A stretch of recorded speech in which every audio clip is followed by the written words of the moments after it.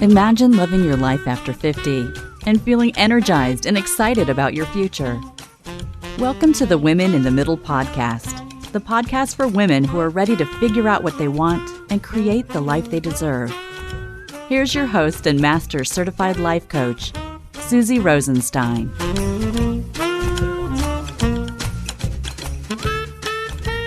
Hey there, welcome back to the podcast, Women in the Middle.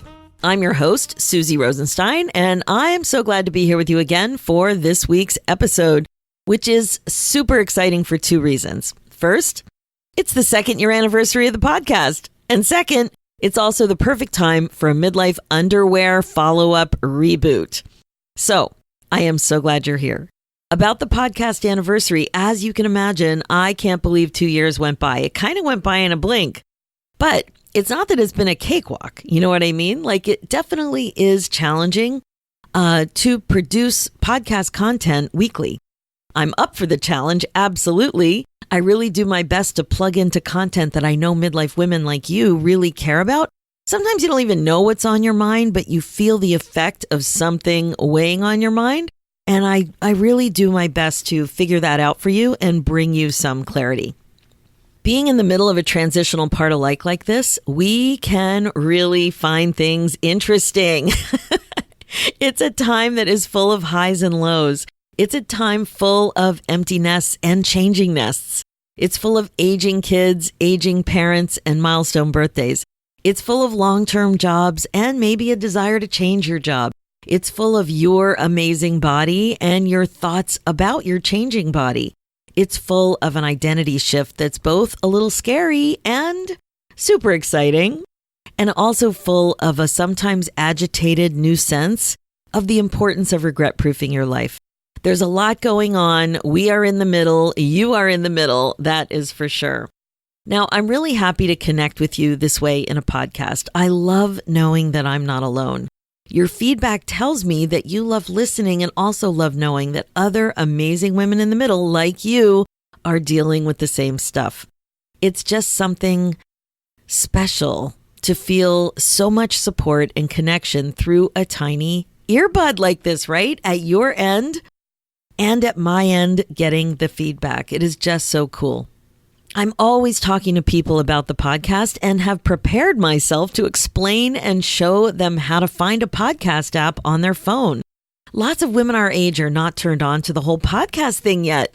I like to call a podcast a party in your purse. You've got a phone, you've got a party. There's so much available goodness that's free through podcasts, any topic, anytime. So please make sure to share this podcast goodness with your midlife sisters who haven't figured it all out yet. They will thank you for it. The other thing I noticed is a lot of people say, I don't have time for podcasts. And what they don't know is that a podcast is the perfect thing to do while you're doing something else, like driving or walking the dog or pulling weeds in the garden. That's what I always do with weeding. And even, when you're putting your makeup on or tweezing some eyebrows, or chin hairs, or whatever it is for you. So it's something that's easy to do and really makes a drive or any of these mundane activities just that much more pleasant. And on that note, I know that you might be driving right now, but you also might be in the bathroom. Podcast connection happens everywhere. It is just so much fun. Okay, so there you have it, a podcast love fest. So happy second anniversary to the Women in the Middle podcast. I am thrilled that you're here to help me celebrate. Thank you so much for listening and being open to loving your life after 50 and beyond. And if you're not quite 50 yet, we are here for you with open virtual arms, just waiting for you to join us on the better side of 50. We are here for you. Now, speaking of a virtual love fest, this special anniversary episode is sponsored by my new Midlife membership group that is coming out soon. Make sure to get on the wait list for this life-changing, upbeat, virtual community for women just like you. Make this new women's membership your favorite one-stop shop for all of the midlife coaching, mindfulness, and guidance that you are craving. You're also going to get a chance to connect with an amazing bunch of like-minded women like you who know what it's like to be in a midlife funk and are ready to bust out and get excited about their lives again.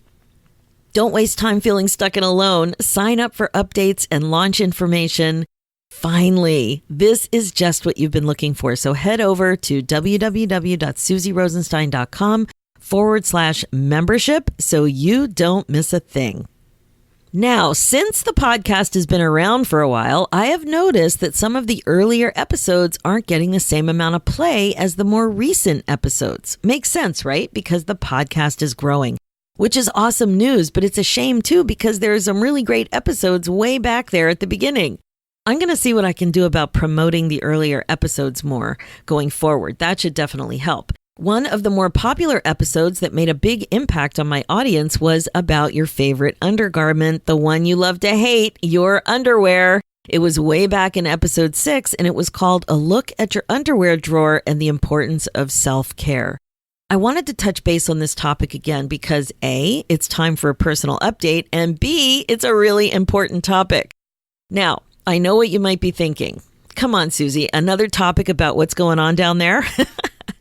You might recall that episode 106 was called Demystifying Midlife Personal Parts, and it was an interview with Dr. Heather Bartos, an OBGYN. But today's topic is a little different. It's really about a midlife underwear reboot. Because, girlfriend, I know what's going on down there. All of your underwear is not worthy of you or your beautiful behind. For some reason, when your shoes no longer fit, you throw them out. Or when your socks get a hole in them, you toss them.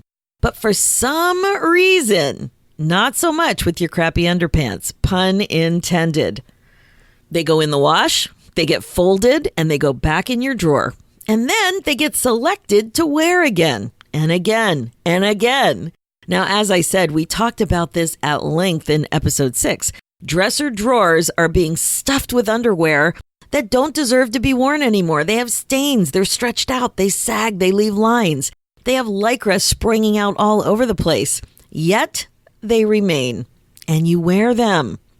But you don't feel good when you're wearing them. You see them throughout the day when you go to the bathroom, and then you're reminded that they suck and that you still haven't gotten around to replacing them. That you haven't put yourself first. Again. And there you have it. The cycle continues. Now, I challenged you back in episode 6 to see how many of these pathetic panties you could throw out and replace. No need to get fancy either. Just replace them with undies that do the job that they were intended to do. Undies that look good and feel great. And I've heard from lots of you that you did just that. You went into the drawer, you took a good look, and you tossed out a lot of the bad ones. I've also gotten emails and learned that, that you think about me regularly when you put your underwear on, which of course is hysterical. I guess that episode made an impact, which is why we're talking about it again. You know what? I did the same thing. I got busy and I got rid of the super bad ones. In fact, I got rid of most of the pathetic panties and noticed my thoughts and feelings about tossing the ones that weren't that great, but they weren't as bad as the obviously bad ones. Did that happen to you? My overriding thought was really a question. What would I do if I couldn't find underwear that I liked? I just kept thinking that. It's a funny thing about questions. When you ask yourself a question, the answer is the real thought that you're thinking. So, what do you think I was thinking when I asked myself that question? That I wouldn't be able to find anything better. Which is pretty funny because those bad ones were pretty awful. I think the truth is that while I might not be able to find the perfect pair of panties right away, for sure I could find something that was better. So I started shopping. I took suggestions. The first attempt came in a 3-pack. I was so hopeful, but sadly, they didn't have that little bit of lycra blend that I like. It was a bad ratio, and now I had 3 pairs. So I thought I would try Amazon. I read a ton of reviews. Who knew that there would be so many reviews about underwear? The ones I liked best came in nice colors and was good value in a 6-pack. My hopes were high. They arrived. They were pretty good. They were pretty too. But after wearing them a few times, I noticed that the waistband was a bit tight. Deep sigh. Deep sigh. And now my drawers are bursting with lots of okay, but not amazing underwear. Yes, they do look way, way, way better, but I'm not loving them. I'm noticing myself pick a pair that I really should have thrown out, that were really kind of, at the end of their life. but I didn't because they're just so comfortable, even though they're not great. Like they have some problems. They don't look good. The crotch is blown out. The Lycra is springing. So one more try. I drove to a store that I thought might be okay. I found something that looked pretty good. It was a 2-pack. It was hanging on a hanger. I could feel it. I could really take a good solid look. I felt safe. I actually liked the fabric. It was very, very smooth and lightweight. So I wore them. Everything was going well. Did I finally crack the Midlife underwear code? I was feeling pretty good. I got one in a neutral tone and one that was dark gray, so I thought I was covered color-wise too. Then I went on an outing. I'm going to test drive this underwear, right? I went out. I went all the way to the grocery store. Now, I'm a home dweller with a home office. I really don't get out that much. But I do venture to the grocery store at least once or twice a week. Now, that grocery store has the kind of parking lot that you have to carry your grocery bags to the car. It's crazy. You cannot take the cart because too many people were stealing carts. It's frustrating. It's the closest one to my house. Anyway, I was feeling really good. I was wearing the undies and I was wearing a skirt. I love skirts. Do you guys wear skirts? It's a skirt with shorts underneath. I live in them. It's kind of my uniform in the summer. It gets around the whole thigh chafing problem. I love them. Anyway, as I was walking to the car, I felt something slipping. Now remember, I was holding grocery bags walking to the car. Uh-oh. I felt like my underwear might actually be falling down. I started to panic, but then I realized, hey, hang on, I have on my trusty skirt. So if my underwear actually fell down a bit more, at least it wouldn't fall completely off, right? I mean, my mind was racing. There was no possible way my underwear would actually end up on the pavement. I was pretty sure. Remember, I was waddling, shuffling, I don't know what I looked like, across the parking lot with lots of bags of groceries. I had a lot of bags because if you don't do that, you have to leave your cart full of grocery bags and then get over to your car and drive closer to the pickup point. But there's always so many taxis there that I live in there's a lot of seniors in the area. So I think that's what this whole problem is. I'm not sure exactly, but I can't stand doing that, running over to my car, racing over to get my groceries, hoping nobody takes them, nothing crazy happens, hoping I can get a spot. Anyway, I suck it up. I think of it as exercise. So there I was, waddling across the parking lot with lots of bags of groceries with something going on in my pants. What the heck was it? Oh my God. I got to my van. I put the groceries in the trunk and I had a big sigh of relief. Crisis averted. Nothing bad happened. But my underwear did indeed fall down. It didn't go down to the pavement, but it fell down. It slipped down my butt. I didn't understand. Weeks went by and I kind of forgot about it. And then last week, there I was again carrying groceries to the van. Same parking lot. I felt something slipping. Oh my God. Was I wearing that same underwear? Was this really happening again? Wait a minute. I had to remind myself, last time, nothing really bad happened. Quick check. Was I wearing the trusty skirt again? Yes, thank God. I was wearing the skirt. After all, it's the summer. It's my uniform. Okay, now I'm thinking, where's the van? Where's the van? I was now thinking out loud. And I was also thinking one more thing. How far will my underwear actually go? I felt it slipping. Will it go farther down my bum? Will it fall completely down my ass? I was actually curious. Remember, I'm carrying the groceries in broad daylight, thinking these thoughts. I'm going across a very busy parking lot. If not for the skirt, I would have panicked. But I knew now that I could trust the skirt. If the worst case scenario happened and they fell completely down my butt, they wouldn't exactly fall off and end up around my ankles, right? So I allowed myself to be humored by the whole pathetic situation. Every step, I replaced my bad underwear, right? I found a pair I liked. I found 2 pairs I liked. Maybe I liked them even more because they weren't tight. And maybe that's why they were falling down. Oh my, what the heck? So after what I felt like it was an eternity with each step, just get this visual. Like, I'm small, right? I'm only 4'10". So I must have had at least 6 grocery bags, and they were heavy.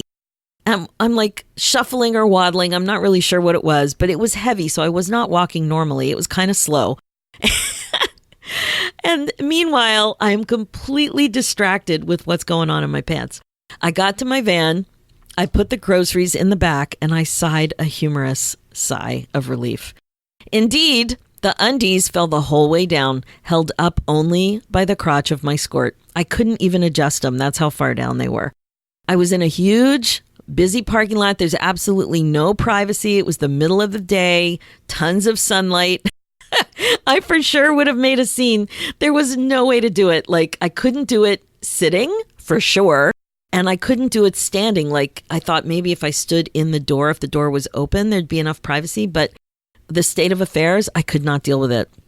So I just got up into the driver's seat, bare ass on my skirt, and I drove home thinking about you. Amazing women in the middle needed to hear this story. I'm thinking, oh, good. This is good podcast content. I felt that I just had to share this little tale of humorous woe. I don't even know what to say, except that my job in the underwear department is clearly not done. And I have to tell you, I'm more committed than ever. I mean, who really needs this humiliation? There's going to be a day that I'm not wearing that skirt, and then I'm in big trouble. I know that I'm not the only one too, but I really didn't expect anything like this to happen until I was well into my 80s for some reason. That and playing mahjong. 2 things I wasn't expecting for a good 25 years or so. But the other thing I was thinking, thank God, I know that I'm not the only one. I mean, I hope that you send me an email if this has ever happened to you.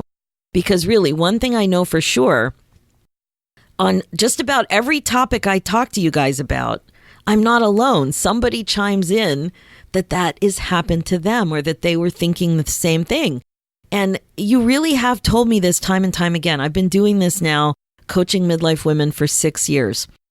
And it is so wonderful to know this.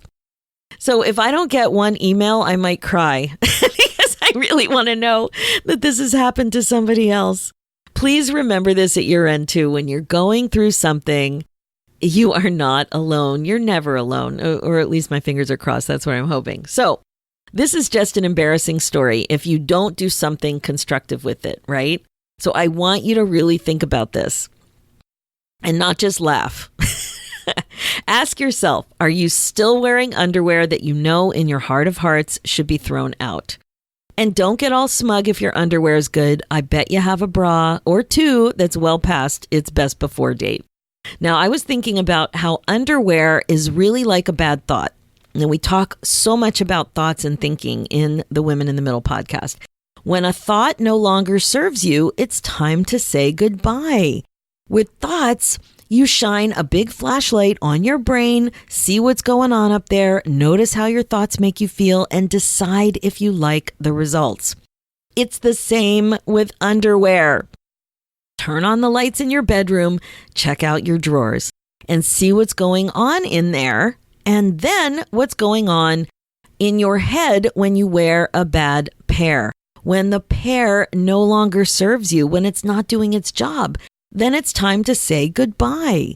Same with so many things we keep kicking around. And I am very guilty, like you, right? I've got the same sort of things happening. So what comes up for you when it comes time to say bye-bye to things like this? Do you think about waste?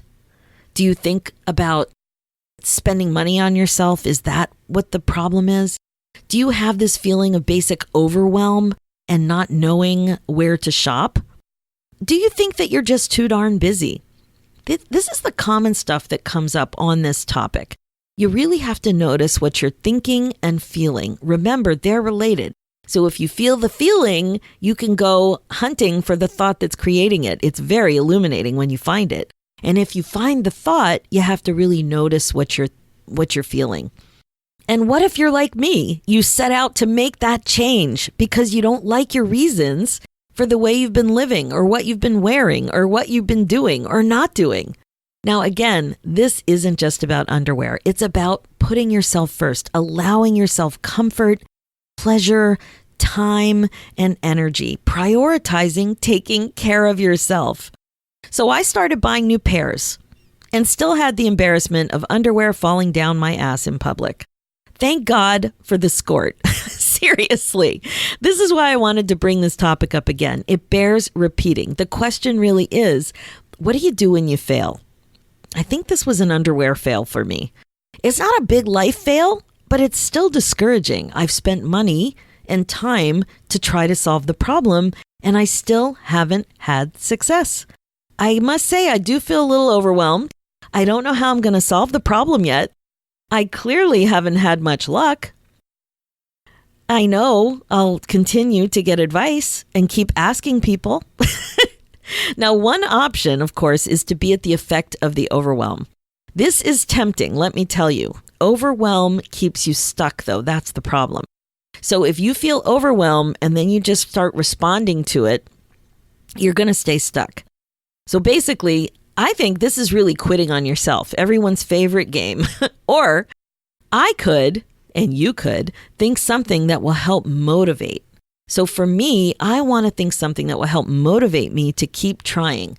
Like I said, I'm going to read more reviews. I'm going to ask more suggestions. I'm going to keep shopping. I'm going to try different stores. I'm going to go online.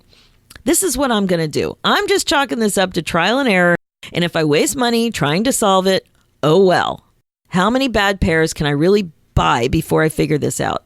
Maybe $100 worth, maybe $120, something like that. You know what? I'm definitely worth that much. Seriously. This is an example about how being specific can really help you. And of course, you can apply this to any part of your life when you're working on a solution to a problem. Now, I don't want to waste money. I didn't prioritize this area of my life for years, though. And these thoughts can get in the way of solving the problem if I'm not careful. And it's the same with you. If you don't think on purpose, you will go into autopilot with your thoughts. And that means you'll just think what you've been thinking. And then that means you'll feel the way you usually feel and do what you usually do, which means the same old outcome. So again, if you want a different result, you have to think on purpose. And that means think differently than you're currently thinking.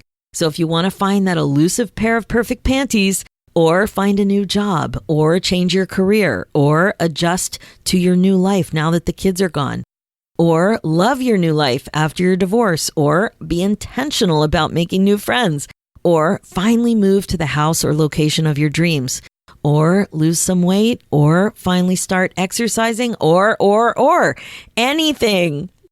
If you want to do anything, you have to think on purpose. Changes like these don't happen by accident. You really have to want to change. You got to change your mind and change your underwear. That's it for this episode, my friend. My focus as a midlife coach is to help you get excited about your life again. Being the queen of your brain domain is the best way to be. Check out the show notes with more information and links at www.suzyrosenstein.com. Download my free ebook, 9 Secrets to Get Unstuck in Your 50s, at www.suzyrosenstein.com/9 secrets. Find the community you're looking for by joining my free Facebook group, the Women in the Middle Community, at facebook.com/groups/Women in the Middle Community. It's for women just like you. Let's do this, ladies. One intentional thought and perfect pair of panties at a time. Thanks so much for listening.